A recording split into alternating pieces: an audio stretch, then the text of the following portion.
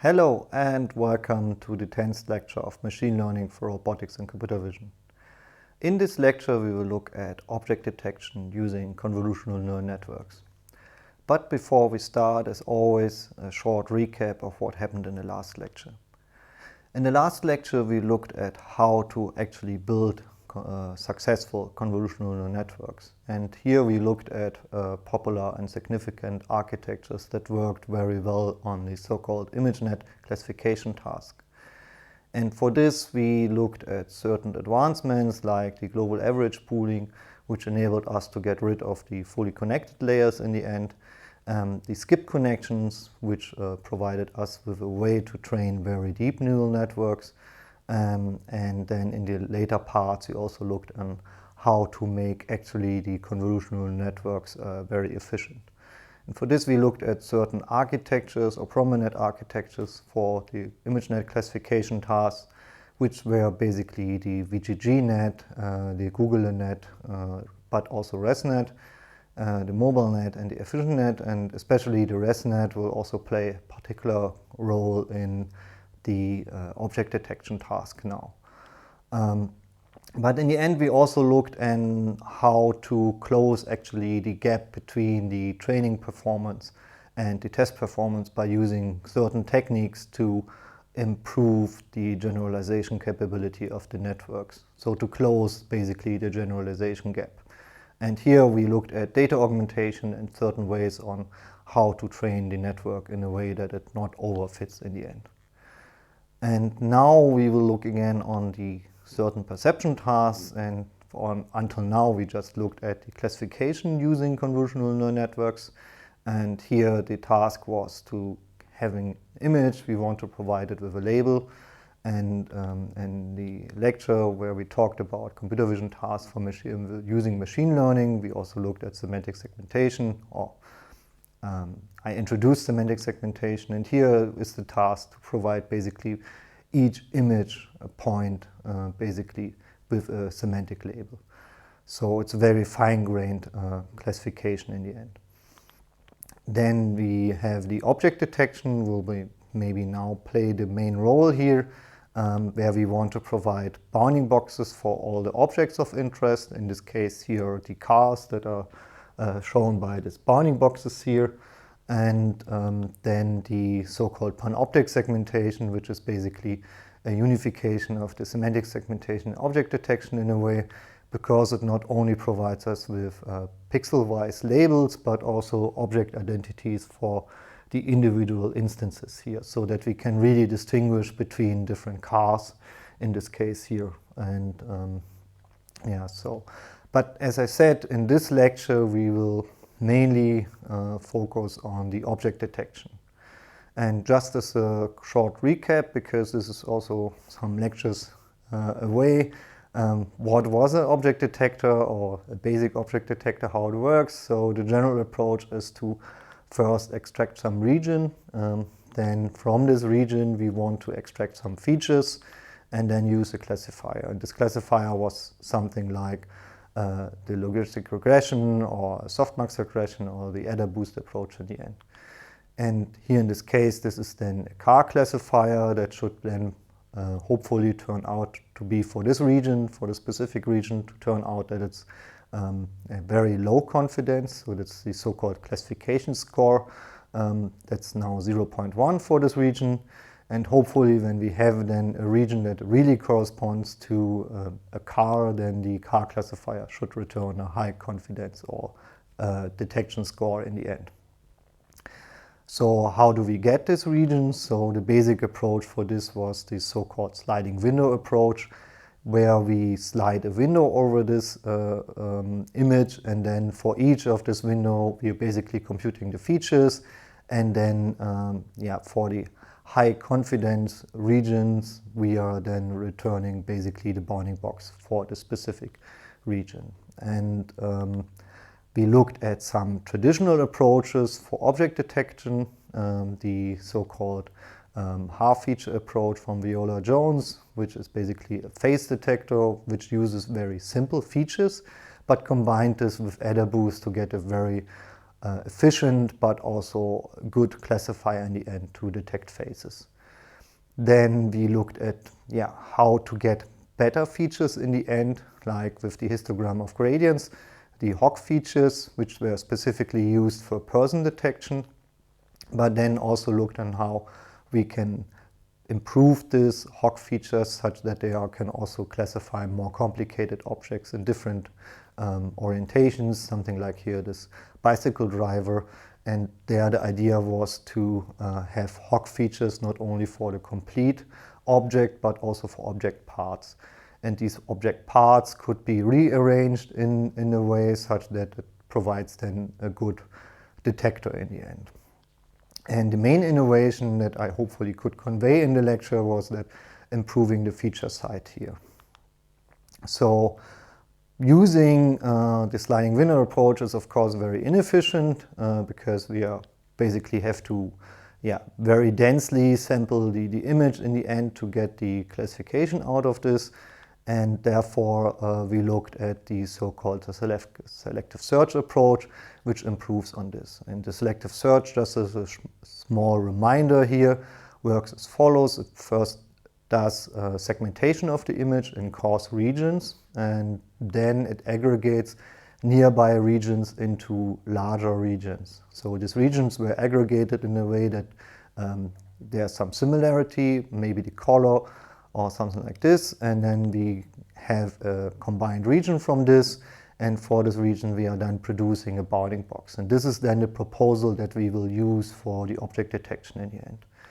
And we can do this for all regions in the end, and we iterate this in multiple steps basically. We are extracting first the combination of regions, then proposals from this, and then we are looking for more regions and we aggregating from this fine to coarse aggregation in the end to get the proposal regions that we want to have for the classification in the end for the object detector.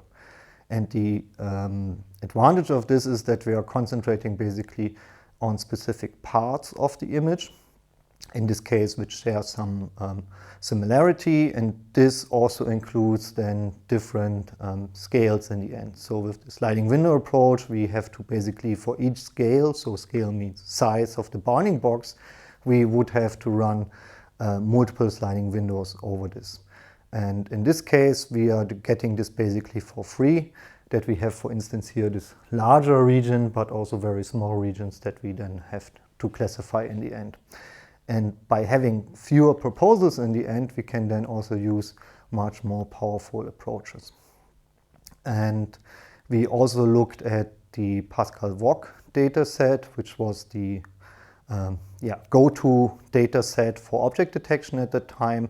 And as we discussed there, the dominant approaches from 2008 to 2011 was basically the deformable parts models, and then introducing other features and using this in a different way. The most successful approach was then in 2011 a deformable parts model, and that's changed then by using the selective search, where we can have very fewer proposals but more powerful features in the end, and then this was surpassed by the so-called selective search.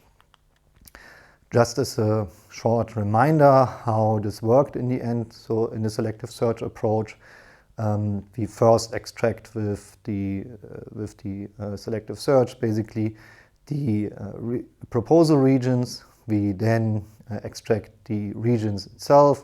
From this we then generate a bag of visual words, which is just basically a histogram over appearances of descriptors from a specific dictionary, and this gives us then a very powerful way to describe this patch in the end, and then use a classifier on top of this representation. So we basically have the pipeline of generating proposals, extracting features from this, and then doing classification on this.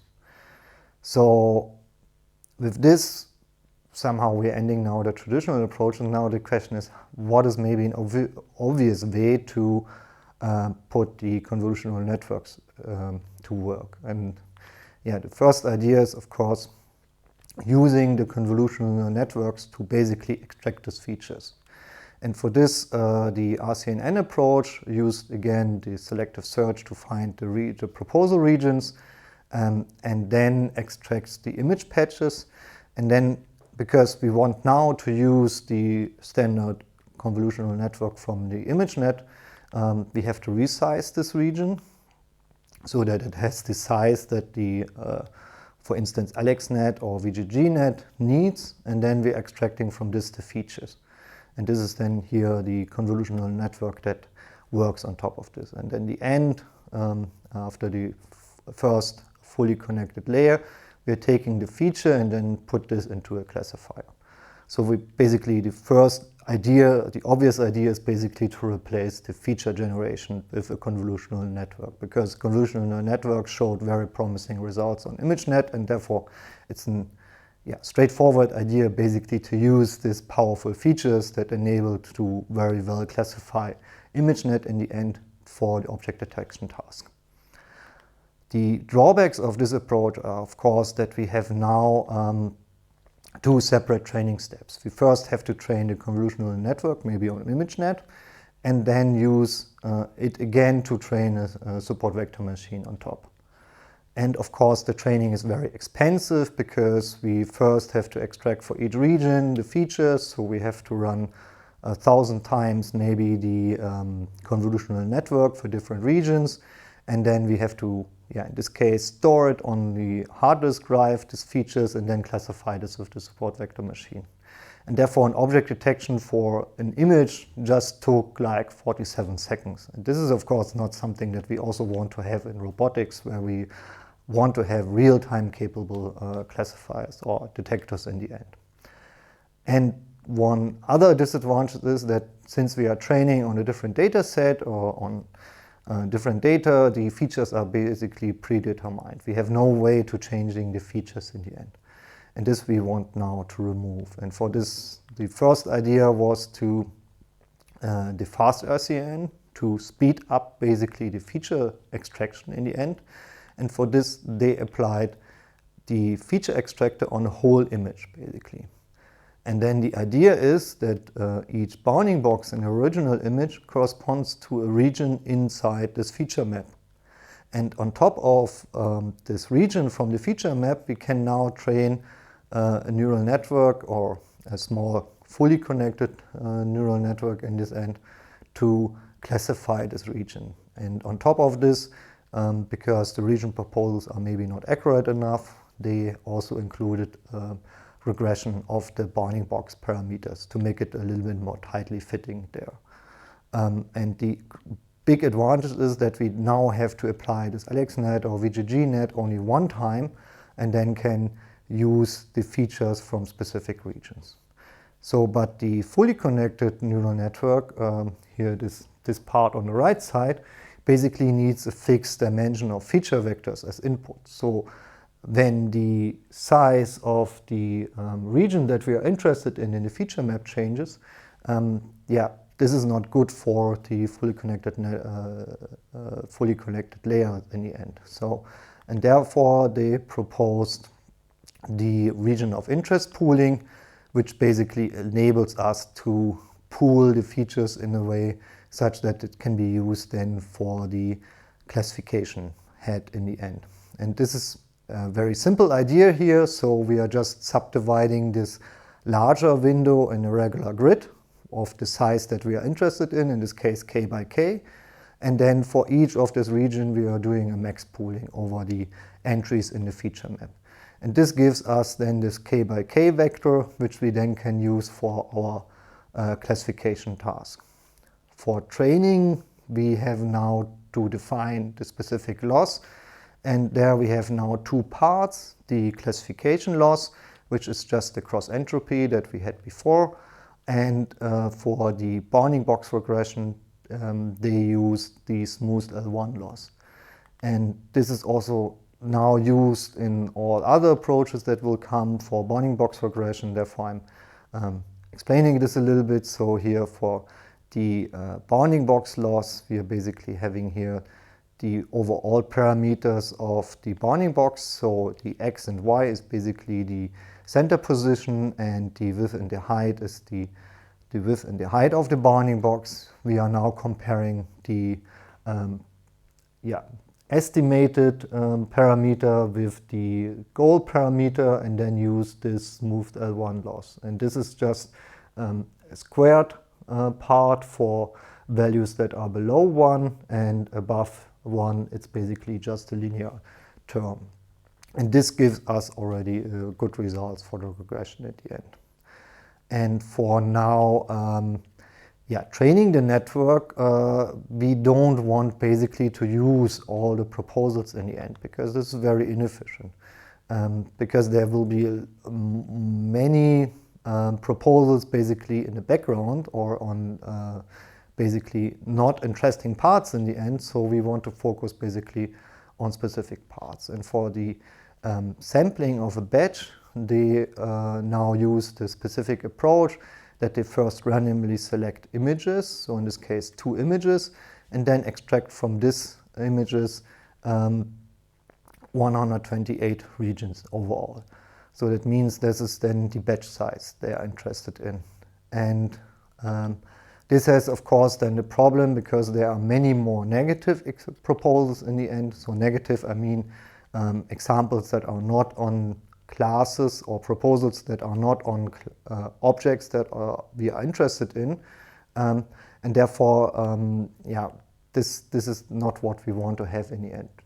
And the solution is there to use something like stratified sampling. Stratified means that we are sampling now from the positive and from the background regions the same amount of examples, and for determining what is a positive, in this case maybe a car or something like this, and what is a negative, so background regions, there's this concept of the intersection of a union, which we also discussed in the object detection lecture, or the tutorial on object detection, which is basically then just the, here in this case, the intersection of a union is defined as the area of the intersection of 2 bounding boxes divided by the area of the union of the bounding boxes. And of course, when the bounding boxes are not overlapping at all, this is 0, and when they are perfectly matching, this is 1. And using this criterion, we can then define what is a positive example, and in this case, the positive examples is where the proposals overlap with larger than 0.5 intersection over union, and negative examples are basically from 0.5 to 0.1. So, and here you can see that it's already something like, it reminds you maybe something of the hard negative mining part, because we are not interested basically so much in the examples which anyway not overlap with any example in the end. And using this, we can now train the network, and when we now look at the whole pipeline again, we will see that we can basically just use backpropagation to get to this part. So we can use the classifier and also backpropagate to the ROI pooling to get then better features in the end, but we cannot do anything on the extraction of the proposals. And this is not a thing that we want to have, because the idea is that we also can maybe use some information from the classifier to get better proposals in the end. And one specific part here that was also maybe a little bit annoying is that this part now runs completely on the GPU and is very fast, but the proposal generation was still a part that ran on the CPU and was basically also the bottleneck. So still the whole approach is still too slow for real-time applications. And the next step was then basically to make this faster, and this is then the so-called faster R-CNN, which replaces the proposal generation then with a convolutional neural network. And the idea is again that we are extracting features until a certain level of the feature pyramid in the convolutional network, or until a certain convolutional layer, and then using these features at that layer to have something like a region proposal network. And the region proposal network is a very shallow, simple network, which basically generates the regions that we are interested in. And then again, as in the fast R-CNN approach, we are using this proposal, these generated proposals, to extract then the the part of the feature map that we are interested in, do the region of interest pooling, and then do the classification on top of this. And the good thing is that the features here are now shared by the region proposal network and by the region of interest classifier, and therefore we can basically backpropagate the information or the loss information through the network such that we also can modify basically the region proposal network and the extracted features at the same time. So how does the region proposal network now work? It's a convolutional layer, a 3x3 convolution, and then separate 1x1 convolutions to get objectness scores that tell us for anchors how likely is that this anchor overlaps with an object in the end. And for each of these anchors, we also have some offsets which modify the anchors. So anchors, you can think of, these are at this specific location some templates. And these templates, so there are k of these templates with different sizes and so on, now are classified in the end to get the objectness score, but also modified in a way to make it a little bit more fitting to the object. And this idea that we have these templates that we are modifying is also very nice, because it only depends on the features that are extracted. And since this is a convolution that is happening there, it doesn't matter where basically in the image the anchor is located, because as long as it's the same feature, we will hopefully get then the good objectness score for this part. Even if the car is on the left side or the right side, the convolution will take care of this, that the correct anchor, some of these templates, is then getting a high score in the end. And this is the idea. And to have these anchors as template is also making the task a little bit easier for the network, because it just has to figure out which of the anchors it has to give a high score and which it has to modify, and this gives it a more an easier task in the end than just to figure out everything from scratch. So that's how you can think of it. So these are templates basically for the bounding boxes that we want to extract. And therefore you have also many of these anchors for different aspect ratios, for different sizes and so on.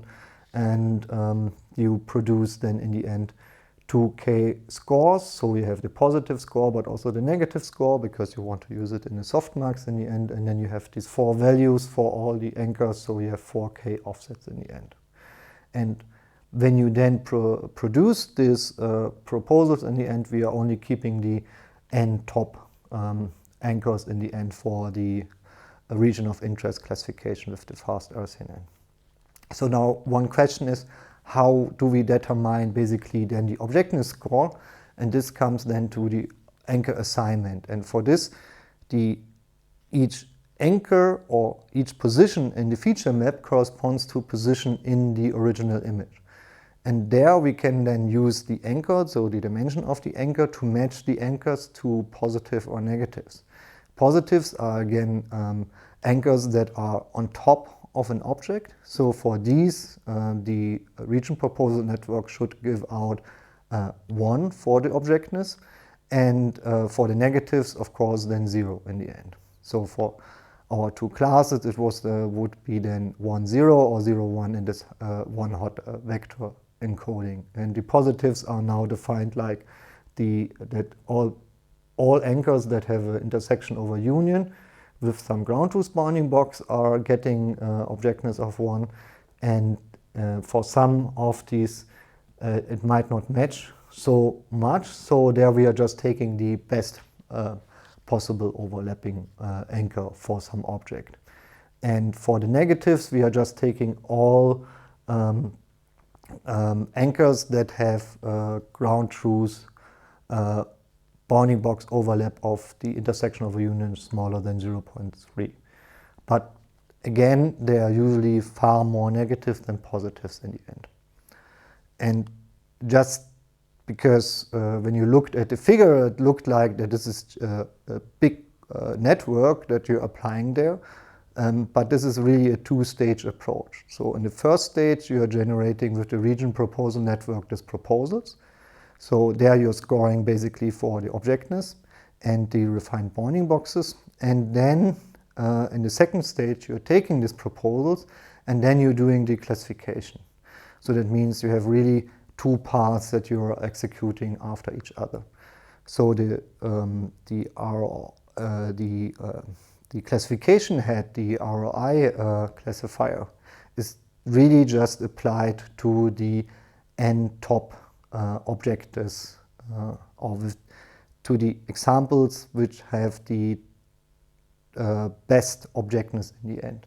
And there are usually like 2,000 proposals are extracted. Just to make this clear, this is really a two-stage approach. Yes, first to run this one thing and then the other thing. The advantage now of the faster R-CNN, as I said, you can train basically both together. Here in this case, there was an alternative training part basically executed. First, the region proposal network was trained, then using the region proposals, the ROI classifier was trained, and then you can basically switch this forward and back. And because now everything is running on a GPU, this whole approach is basically also near real-time capable in the end. So like 10 Hertz at a point in time. But when you look now at this, then you might have noticed that the region proposal network is already providing us with bounding boxes. Why can't we just use this to our advantage? And this was then the next thing. Is the second stage anyway needed? And obviously, when I'm asking this question in this way, then of course not. So, and this was then the approach from Redmond and colleagues, which is then the you only look once approach. So you need only one stage to extract the bounding boxes. And the idea was here to separate basically the image into number of cells. And for each of the cells, you have then two anchors, for instance. And for each of these anchors, you are then producing an objectness score, which is telling you how likely this is an object. And for each of the cells, you're producing a class score. And this class score then also includes the background class, so that you can specifically say, even though maybe the objectness is maybe high in the end, then this is still a background class in the end.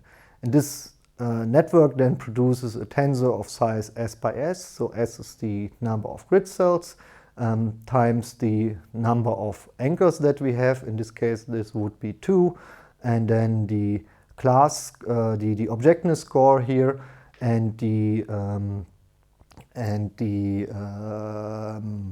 bounding box offsets to make the anchor more fitting to the object, and then the car classification scores. And using then the objectness together with the classification score, we are then getting out the final classification score or detection score for the bounding boxes in the end.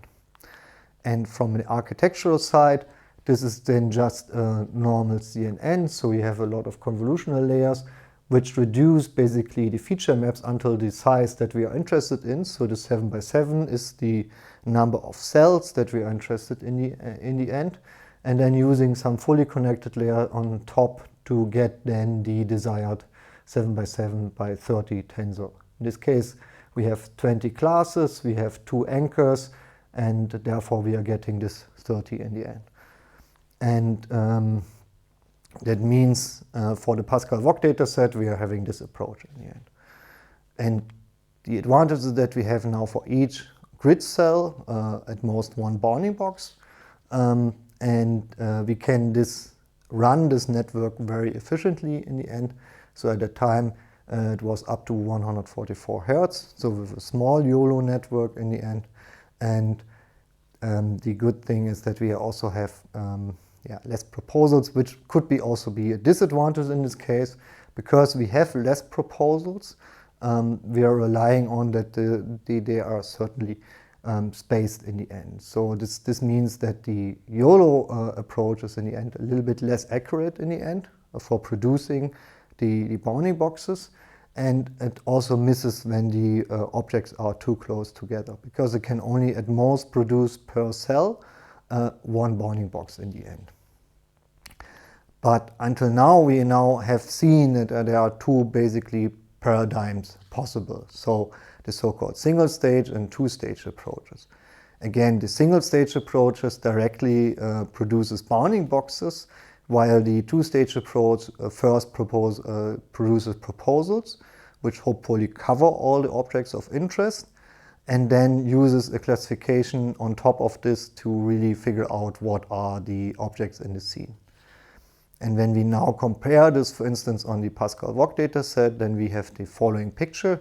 So here are some traditional approaches like the deformable parts model or the selective search approach, which reaches like up to 35% mean average precision.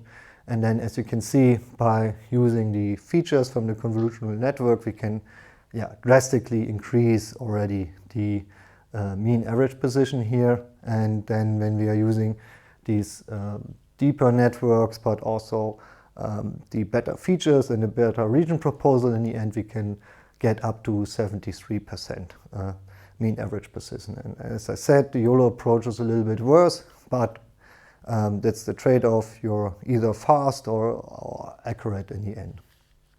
And as you can see, the progress on Pascal VOC is already reaching very high numbers here. So therefore, this was also maybe the time that people recognized, okay, maybe we have to move on to a more complex data set. And this was then the Microsoft Common Object in Context approach, which was proposed by the research group of Microsoft. And this data set basically provides image level annotations, provides instance annotations basically for the whole image. So here you can see there are distinction between different sheeps in the end, and this dog and this person here. And so it increased the number of categories that you have to classify in the end from 20 to 80. And when you have then the pixel-wise instance annotation, you can do then, of course, also object detection in the end by extracting for each instance a bounding box, which then looks something like this. And the MS COCO dataset was also then used basically for this, or is mainly used for these two tasks, so instance segmentation or panoptic segmentation also, but also then in the end the object detection. So therefore the MS COCO dataset basically replaced the Pascal VOC dataset. So you have many more images in the end and also more objects per image, so which makes the task also a little bit harder. So moving on now, for doing better object detection in the end, the next approach was basically the feature pyramid networks. So again, here we have a ResNet structure with the bottleneck blocks here in this part, and we have a much deeper network than before. And what the authors came up now with an idea is here not only to use basically some layer of this network for the features that we want to use for the object detection, but to produce a feature pyramid. And this works as follows. So starting at the top, we are taking the deepest feature map in the end. We're doing a one-by-one convolution to reduce the number of channels to 256. And then we are getting the first level of the feature pyramid.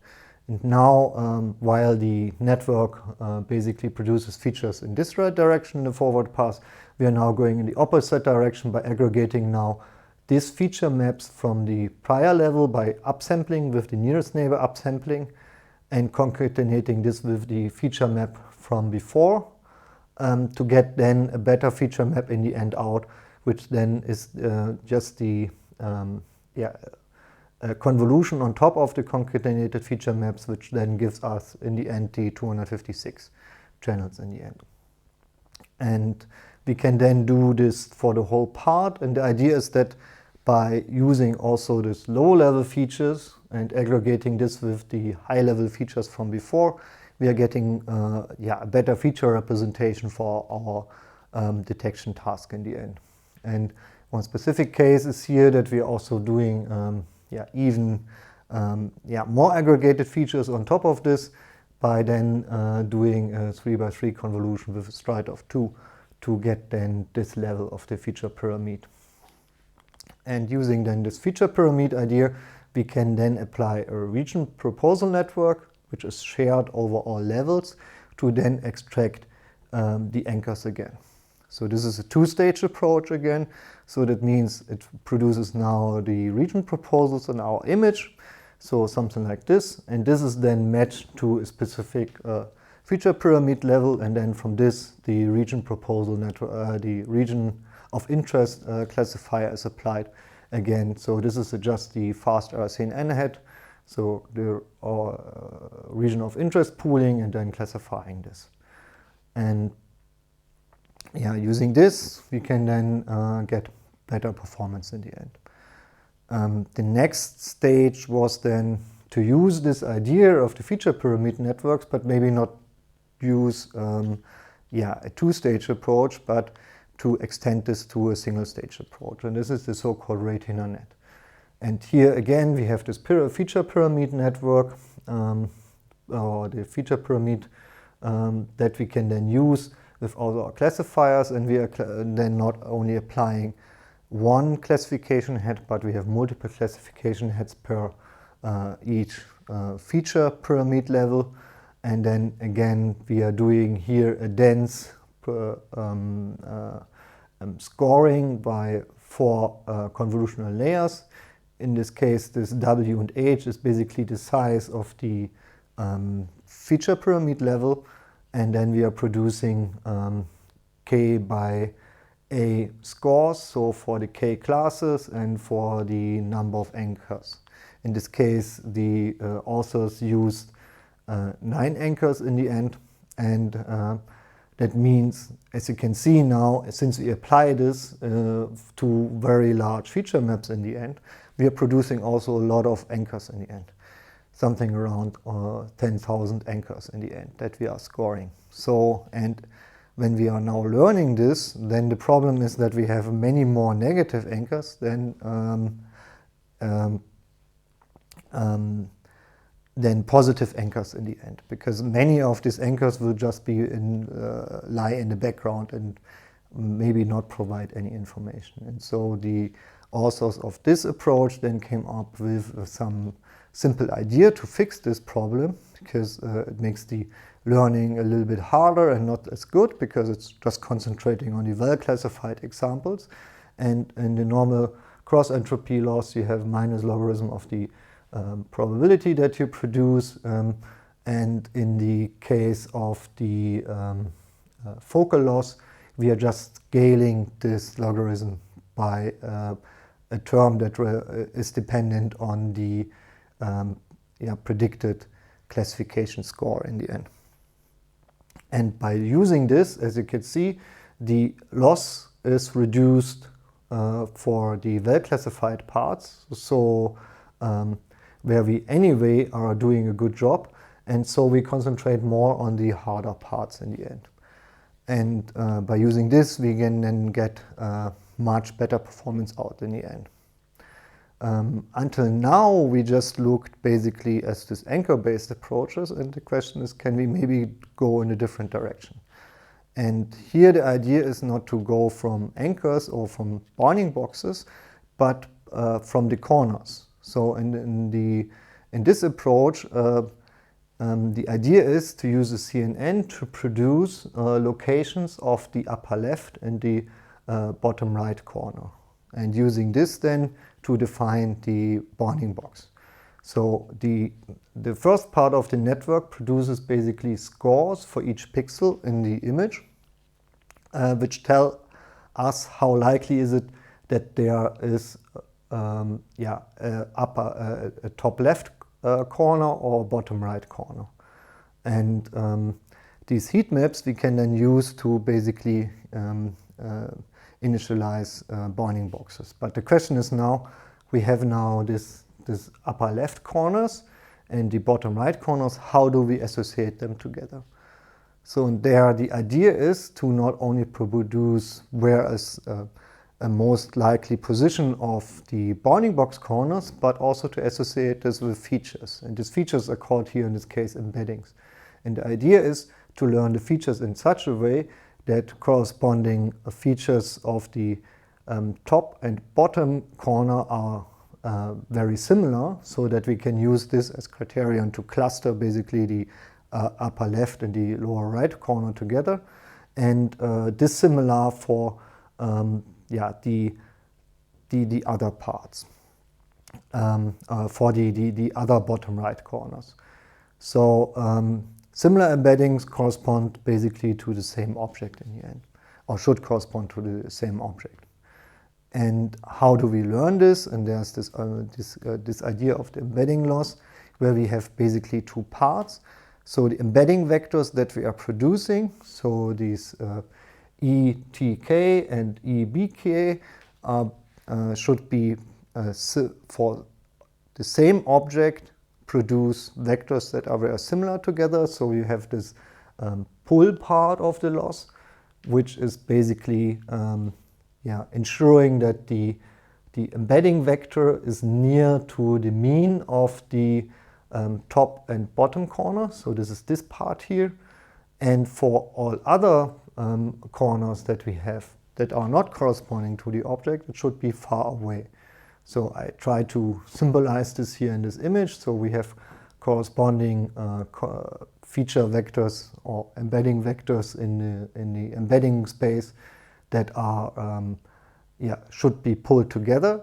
So this is the mean of the both vectors, but for all others it should be farther away. So therefore this is the idea how to learn this. And for the push part, we even have some margin. So we want to have the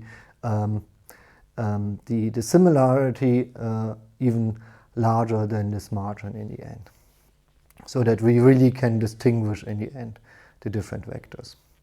So, but now we have basically a problem in the end, because we now need for each pixel in the image this heat map scores, so which tell us how likely is it that a corner is there, and we also need this embedding vectors for all the pixels. And until now we only know how to reduce basically the feature map size, and now we want to have to increase the feature map size that it reaches again the size of the image. So we really want to have pixel-wise features in the end. And there's this idea of this encoder-decoder architecture. So we have this encoder, which is a normal convolutional neural network with, here in this case, maybe strided convolution or max pooling in between, which produces our highly condensed feature in the end. This is so-called encoder. And then we have a second part, which is the decoder, which basically upsamples these features again to the original image size. And for this, we have this so-called upsampling operations that take a feature vector or a feature map from a specific size and just produces a feature map of a larger size in the end, so that we can revert basically the downsampling, and we can do the upsampling again to get the feature map size the same size as the image in the end. And to make this a little bit more efficient, the idea was to also include the skip connections again, but now on this feature map level. So that means we are just copying the feature map from before and then concatenating this with the feature map on the upsampled level, and then by this we are getting better performance in the end. And now the question is, how do we do the upsampling? As in the RetinaNet, we have this, or is this feature pyramid networks, we have this nearest neighbor sampling, upsampling, where we just produce the larger grid and then just assign the neighboring pixels or the neighboring entries in the feature map basically the same value from the neighboring part, so the nearest part. this is maybe not the best idea always. Sometimes we want to be a little bit more softer in the end, and so there comes into play this bilinear upsampling, where we are just doing the bilinear interpolation between the 4 corners, which is then a weighted average of these corners basically.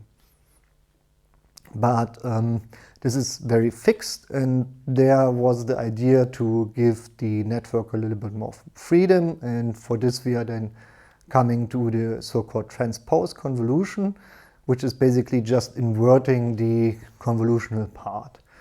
And this works as follows. So we have here transpose convolution with stride 2 and padding 1. So we have 0 padding, and we have this kernel which can be learned basically. And this is a 3x3 kernel. And the transpose convolution works now the opposite way. Instead of applying the convolution in a strided way, we are just striding basically the input.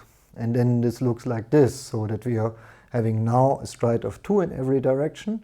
And then we can apply this convolution on top of this and then produce the outcome, the upsampled version. So that means for this part, it just will copy the 1 and multiply this by the weight factor. But when we are now moving the convolutional kernel one step further, then this will aggregate basically the 1 and 2 by these entries of this weights. And therefore we are filling in the other values in between with weighted sums over the individual entries. And so we are just sliding the convolution over this again. And here I'm not showing basically what comes out. But I think you get the idea. So, and this is a very simple and powerful idea to also have the learning part also involved in the upsampling in the end. For now, we have now the heat maps. We can produce the embedding vectors. We can upsample in the network, so we're getting really the features for the whole image. And now the one part that is still missing is the so-called corner pooling, because to figure out that the corner is here, we basically have to somehow use the knowledge of that the object is somewhere here, because this region is maybe not very distinctive in the end. So therefore we need to somehow take the information that we want to have basically from here to here and from here to here to figure out that the corner should lie there. And one idea that the authors of the CenterNet paper came up with was this corner pooling. This is basically a simple operation. It takes the feature maps and then does the max pooling not on a specific kernel, but on a specific dimension of the image. So we are aggregating basically the maximum over for the top part of the bottom part here. So all values until here. From this we are taking the maximum and then we are aggregating this here. And we can just do the same for the left part basically. So we are taking the right direction and then aggregating this information for this here. And then when we do this for both individual directions, which can be efficiently computed, because we just have to go through from this side and always keep track of the maximum in the end, and then we are adding this together to get then the output that we are interested in. And this is basically something like max pooling, but in a directed way. And using this operation, we can then use the CenterNet architecture, which is something like this. So we are having the input image, we are applying a convolution, then a residual block, which reduces the image size by 4 in the end. Then we are using here our encoder-decoder structure. In this case, this were 2 encoders and decoders in the end. So encoding, decoding, encoding, decoding. So we are back at the force of the dimension of the image. And then we have the prediction modules for the top left and for the bottom right corners. And these are then done the corner pruning operations, and on top of this again convolutions to produce the heat maps, the embeddings. And because we are operating on this downsampled version of the original image, we have also some offsets that we can estimate to get the correct location of the corners in the end. And the heat maps and the embeddings and the offsets are computed by 3x3 and 1x1 convolutions again. So very, very simple. So most of the magic is happening basically in the encoder-decoder part, which produces the features at the right level in the end. So moving on. So we now basically had two things that we had to figure out, the upper left and the bottom right corner. But when you remember from the object detection lecture, there's not only the representation that we are having two corners of a bounding box, but also that we are just representing the bounding box by the center and the width and the height. And using this idea, then the representation as object as points is then that we have then a heat map that just tells us where is this probable center of an object. And then we can, from the center, basically have then the width and the height of the object in the end. And this is a very simple approach in the end. So we have again, a convolution to downsample the image. We use an encoder-decoder, maybe again this encoder-decoder structure. But on top of this, we are then producing the center heat map. And the center heat map is then a 3x3 and 1x1 convolution again. And this produces then for each class basically a center probability. How probable is it that an object is at this location? We can do this then again also for the object size for each pixel in the image to produce the correct bounding box size. And then we have the center offsets because we are again operating on a downsampled version to make the center a little bit more accurate in the end. And the bounding box and width, as you maybe notice here, are class agnostic. So that means it doesn't account for the class, and this is the authors figured out that this is not so important. So that means when we then want to extract the objects in the end, we just look at our center heat map and take the highest peaks over the centers, and then use this as our centers for the bounding boxes. And when we have a peak at a certain location in the feature map, we can then use at the same location the object size and the centers to get then the final bounding box.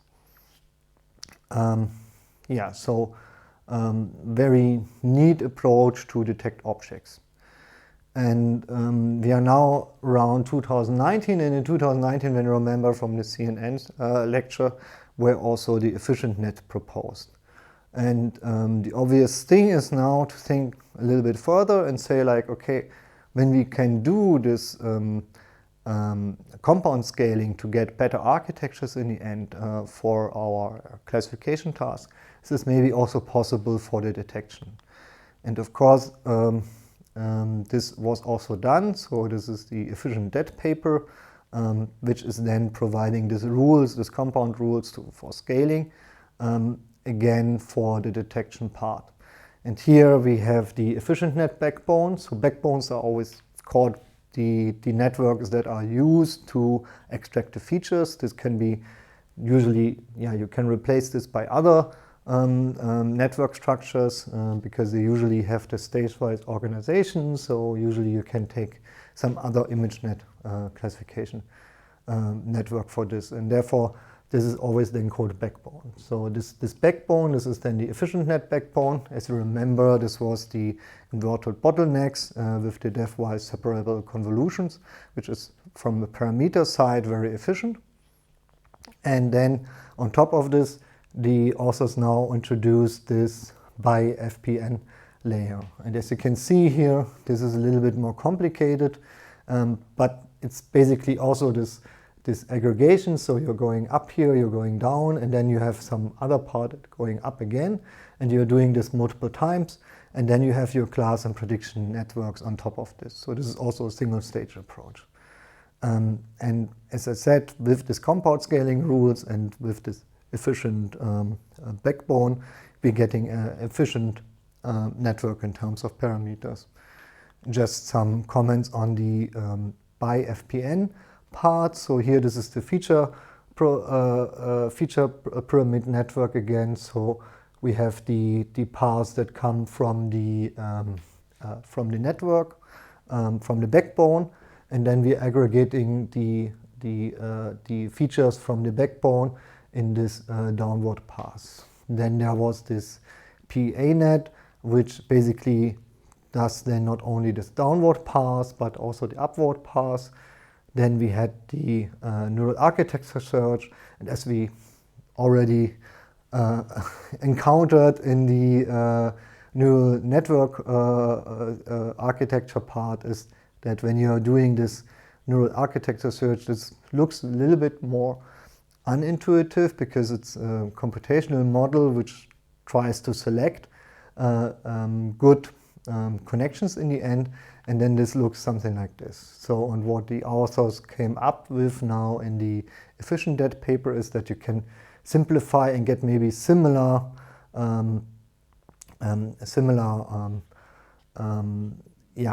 efficiency out of the feature pyramid networks by using this structure here, which looks a little bit more organized in the end. And again, you have this downward path, and then you have this upward path again. And doing this not only one time, but multiple times, then improve the performance.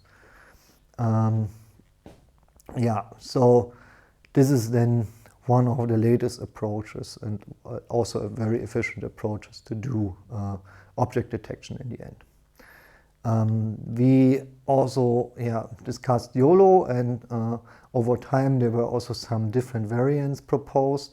I'm just summarizing this here. You can look up in the papers what were the specific parts here. So from Redmond, the follow-up work was basically to increase the number of classes and make it more more accurate in the end by improving the backbone. So we have now a DarkNet 19. DarkNet is basically a very specific architecture which is very efficient to execute on a GPU. And we had improved training, which improved any performance in the end. And YOLO version 3, then the network is further improved from 19 to 53 layers, which was also maybe enabled by the skip connections in the end. And you have the multi-scale bounding boxes, so we are not having only a specific scale. And then recently YOLO version 4 and YOLO version 5 were proposed, which further improved the backbone of the network, still keeping it in the real-time region. Then better training strategies, and here comes the training parts like the data augmentation into play. And with this improved data augmentation and also using feature pyramid networks in the end, they could very much improve the performance of the YOLO detector in the end. And then the latest thing is basically the scaled YOLO version 4, which then used the ideas of the compound scaling also for the YOLO architecture, and by using this then get very good performance out in the end. So until now I never talked about how well these approaches performed. So this slide should give you an overview over the progress that was made over the years. So the fast R-CNN and faster R-CNN were re-evaluated basically on the COCO dataset. These are not numbers from the original paper, but from a survey paper, reaching something like mean average precision of 19.7. So here you can see that the faster R-CNN had already performance of 70% mean average precision on the Pascal VOC dataset. And as you can see, by making the task harder or the data more varied in the end, the mean average precision dropped a lot here. But with the improvements, so YOLO and YOLO version 3, you get up to 33% mean average precision. Then the feature pyramid networks already reached 36%. And then, you can see that the increase is getting a little bit slower, but still steady there for RetinaNet and ConnerNet. And then the CenterNet reached over 40% even mean average precision. And then, as I said, the recent advancement in YOLO then also led that this specific approach, the single-step approach, a single-stage approach, then reached something even like 55%. But this number is basically multiple resolutions, and maybe still maybe real time, but maybe a little bit more computational intensive in the end. Then of course the EfficientDet did 55.1%, but this is a very large backbone in the end. So you remember that we had with EfficientNet we had B0 to B7, and this is basically the B7 backbone with very large resolution images in the end, and with this you get 55.1. And then the authors of scaled YOLO version 4 basically improved on the YOLO architecture, on the version 4 architecture, by using scaling to 55.5%. So you can see that, we are also going there in the direction of Pascal VOC reaching 70% and plus. But there's still some work to do. But with this overview, how the progress was on the MS COCO data set, I will now summarize what we discussed. So we discussed the two-stage and single-stage detectors. So the main innovations there, or parts that you will often see in also literature when you're looking now for detection. So detection or object detection is still much investigated field. So I think on every computer vision conference you will at least find 10 papers doing some stuff with object detection. So therefore keep an eye open for new advancement in the object detection part. In earlier days, the single-stage detectors were basically less accurate than the two-stage detectors, but I think this cannot be said anymore. So the single-stage approaches, followed up with the two-stage approaches in the end, and now we can see that they are on par or maybe even better than the two-stage approaches in the end. And then we talked about the anchor-based versus key-point-based detectors, which I think, I like this key-point-based detectors much more, but this is maybe just a preference, because they are in a way simpler. You don't have to think about this anchor and this anchor matching in the end, but there are different variants of this, of course. So with this we ended then. So, and now time is already over, so with this I thank you for your attention, and then in the next lecture we will talk then about semantic segmentation and panoptic segmentation. And then see you next week.